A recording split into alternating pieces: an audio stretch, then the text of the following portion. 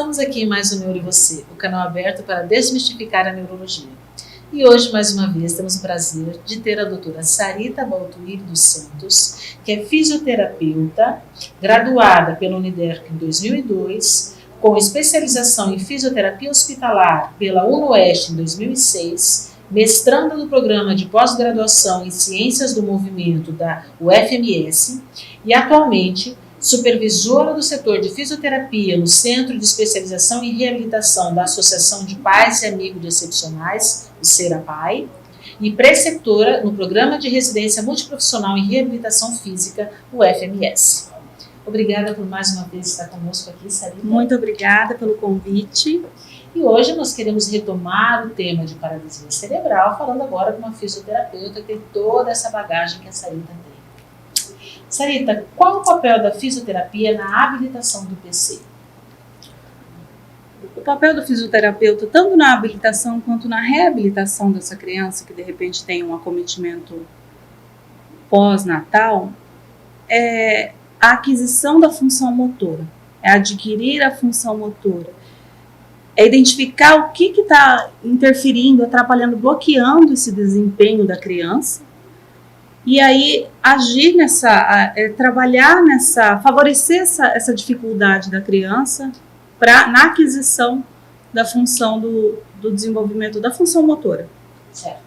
Então na função do sentar, do engatinhar. Exatamente, caminhar, né? Isso. Aí entra a fisioterapia para ajudar a criança que tem uma sequela crônica, como é o caso do PC, que surgiu lá atrás muitas vezes, intraútero ou no trabalho de parto, ou até os 2, 3 anos de idade, mas pode se manifestar mais para frente, ou desde o início, como a gente já falou no outro programa, e aí entra a fisioterapia para reabilitar esse indivíduo. Ou habilitar, né, essa criança. E com isso o que a gente precisa? Um fisioterapeuta precisa, é muito importante, entender do desenvolvimento motor típico, entender da normalidade. Com isso que a gente consegue identificar o que está normal, o que está atípico dessa criança, né? Então precisa de uma avaliação minuciosa, uma avaliação criteriosa, é olhar para essa criança na hora que ela se apresenta para você. É não ir procurando o que ele não consegue, mas até procurando as habilidades funcionais da criança. O que né, essa criança chega para nós, olha, o que ele está fazendo? E aí identificar essas dificuldades funcionais, dificuldades de habilidades funcionais. E é nesse momento que a gente começa a traçar o plano de tratamento. E muito importante nessa avaliação, como nos atendimentos, a participação da família, a mãe, o responsável, o pai, estar presente, né? Eu acredito que seja um dever do profissional orientar aquela pessoa que de repente é uma mãe, primeiro bebê, que chega já com uma sequela, ela não está entendendo. Quando é bebezinho, a gente não enxerga muito as alterações, né? E falar sempre de uma maneira muito gentil para essa mãe, né? Porque imagina se tá com aquele bebezinho que de repente assim, a gente não sabe, a gente não consegue falar qual será o prognóstico, mas já começar essa intervenção. Então o processo, o papel do fisioterapeuta inicia ali naquele primeiro momento com a avaliação junto com a família para ela se tornar coparticipativa nesse processo.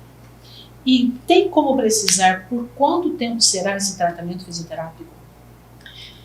Bom, essa é uma pergunta muito boa. Isso depende de fatores. Depende da gravidade da lesão, né, doutora? Igual você falou nos módulos anteriores, né, da extensão dessa lesão, né, dos locais, das áreas dessa lesão. Depende do contexto familiar. Como esse paciente, essa família, como que essa família vai lidar com essa criança. E depende do papel do fisioterapeuta. Então, assim, anteriormente, o desenvolvimento motor, ele é um processo contínuo e auto-organizado, né, que vai ganhando, que vai passando o tempo, as habilidades, as mudanças do desenvolvimento motor, que é de habilidades simples para habilidades complexas, né, um bebê não enrola. né, para conquistar pular, correr, essa trajetória, antigamente pensava-se, anteriormente, em literaturas bem antigas, pensava-se que ela dependia única e exclusivamente da maturação do sistema nervoso central, e o ambiente externo não interferia. Só que hoje, num referencial teórico atual, né, de um referencial, de um sistema dinâmico mesmo, a gente percebe que para se ter essa mudança do desenvolvimento, essas alterações de habilidades simples para habilidades complexas, a gente precisa da interação do indivíduo com o meio que vive, né, do ambiente, e qual tarefa é oferecida. Então, o que isso quer dizer? Depende da gente, quanto que foi essa lesão, né, dessa criança, essa gravidade da lesão, o ambiente que ele está inserido, o contexto familiar. O que essa família está oferecendo e o que é oferecido também pelo profissional. Então, é o dever a gente orientar essa família, né? Os atendimentos normalmente são de 30, 40, até 1 hora. Mas, se não tiver a eficácia de um profissional falar para orientar essa família e a criança ficar o dia inteiro num bebê conforto, né? Mal posturada, né? De repente até não vai ter aquela eficácia que teria se houvesse a participação de todos. Sim, porque é muito comum, às vezes, a gente ver que a mãe vai lá, faz todo aquele translado, às vezes com bebês grandes, difíceis de manuseio, espásticos, chega no seu tratamento, começa a fazer a reabilitação, e como é que sai essa mãe? Isso tem alguma ação sobre o bebê, Sarita? Conta aí pra mim. Tem sim, ó. Eu trouxe até essa bonequinha para demonstrar. No momento que essa mãe chega com a criança, né? Você, de repente, naquela primeira avaliação, chega essa mãe, né? Com a criança, conversando com a criança posturada assim, né? E vai conversando, né? A criança até está tentando pegar um brinquedinho, e nisso falando da história pregressa e tudo. E aí aquela criança que de repente quer olhar para você, né? Você não consegue oportunizar para ela a mesma chance que a gente tem, por exemplo, né? Eu acho que a família, é importante a gente orientar a família, que essa criança tem um distúrbio motor, né? Tem uma dificuldade, ela não está fazendo porque ela gosta de ficar com a cabecinha viradinha, ela não consegue. Então, o simples fato de um posicionamento adequado, a gente oferece para a criança outra visão do mundo, sabe? Outra oportunidade. Isso aqui faz outras sinapses, outras conexões, né? Apenas posicionando.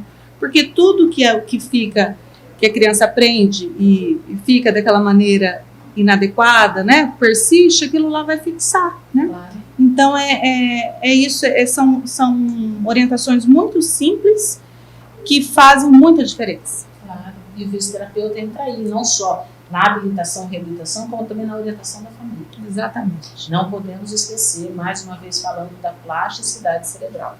Quanto mais cedo a gente conseguir instituir a fisioterapia e as outras terapias de reabilitação, melhor o prognóstico dessa criança. Né? Exatamente. E, de forma geral, o que você pode falar sobre o Bobat? Bom, o Bobat é uma abordagem para solucionar problemas da disfunção, né? Ela foi apresentada na década de 40 por um casal Bobat. E aí, o que mostrou, o que eles, naquela época, tinham percebido?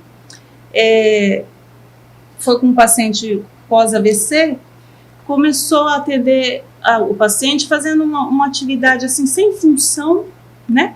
Fazendo um exercício ortopédico, não digo que não é os exercícios ortopédicos não são bons, mas aquele exercício não estava favorecendo as conexões do paciente.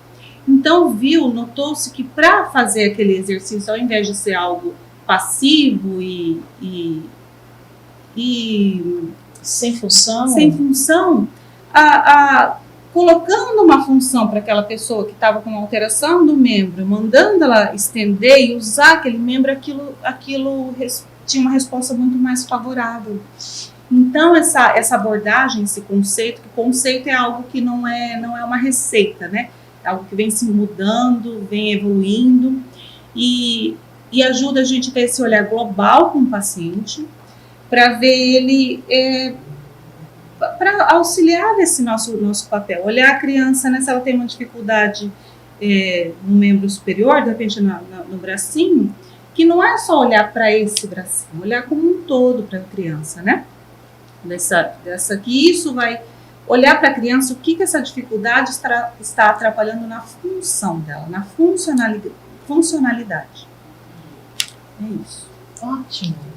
Poxa, muito obrigada. Você é muito gentil mais uma vez aqui vindo, nos orientando, empoderando essas famílias, porque o conhecimento é poder, né? Então as famílias cientes de tudo aquilo que existe, elas podem buscar cada vez mais e melhor para os seus filhos. Muito obrigada pela sua gentileza intervindo. Eu que agradeço. E a você que nos acompanha. Obrigada. Obrigada.